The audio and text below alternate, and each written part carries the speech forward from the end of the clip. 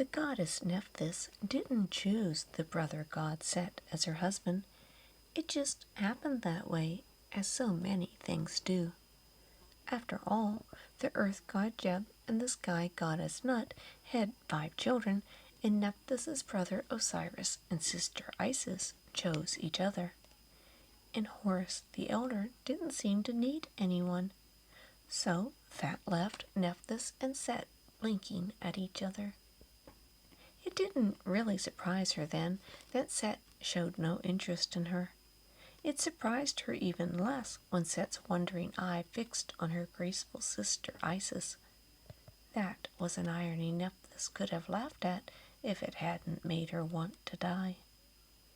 And it felt nearly inevitable when Set remarked on how Osiris and Isis's love of her own son Anubis revolted him. Anubis wasn't really Set's son. This was a secret. Not even Anubis knew. Nephthys had longed for a child. This longing had thinned and silvered her like the moon.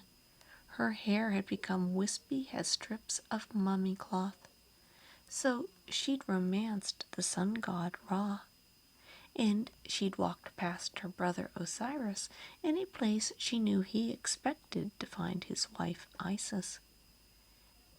Hence Anubis. Whether Anubis's father was Ra or Osiris, Nephthys couldn't say, but it was not Set.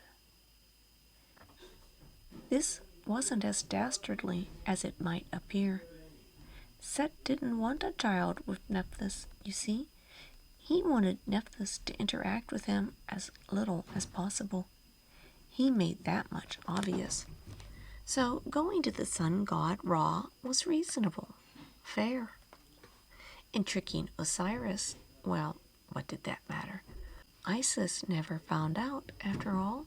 Nephthys was good. She was. Really, this was not her fault. Hardly even her doing. But she had the drug Set and lie with him so he wouldn't realize that Nephthys had strayed. A goddess had to do what a goddess had to do. Nephthys believed this was why Set's lips curled at the boy.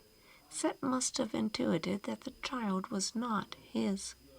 Perhaps he even saw something of Osiris in him. That must have been part of Set's displeasure.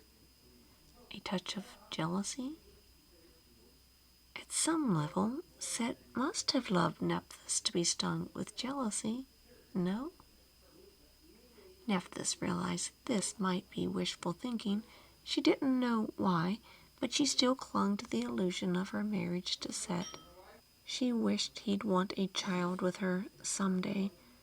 So when Set killed their brother Osiris, Nephthys was conflicted over whether to help poor Isis, her sister, or side with her brother husband Set. But then she did what was right. What else can anyone do? Isis repaid her in the dearest way. She enlisted Nephthys' help in the secret raising of Horus, Isis's son. In a sense, the boy was as much Nephthys' as he was Isis's. So much of Nephthys' life was spent loving children in secret. It had an effect. She felt most free at night, for the dark hid her as she kissed the boys and patted their heads in sleep. She learned to see by moonlight as easily as others saw by sunlight. If someone asked, and if that someone was lucky, Nephthys would teach the arts of negotiating the night. She took to haunting perilous places others avoided. At first the edges of the desert, then far onto the scorching red sands, deep into the territory Set roamed. She learned to breathe the incredible heat in the heart of an arid wilderness and expel fire from her mouth. She became formidable without trying. Humans asked her to incinerate their enemies, and she did. Why not? Why not protect Egypt? She would follow these battles with lavish beer parties, for she had become a master brewer somehow. Somehow. Everything happened to Nephthys somehow, in some way beyond her control, in some way that controlled her. People loved her, and as people will, they attributed powers to her. They called on her to assist in childbirth. Nephthys, whose own pains of childbirth had been riddled with guilt, helped women have joyful childbirth.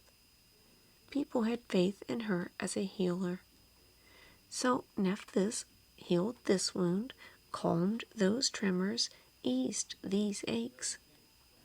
She came to be a goddess of the household, which felt fateful, since her name originally meant mistress of the house.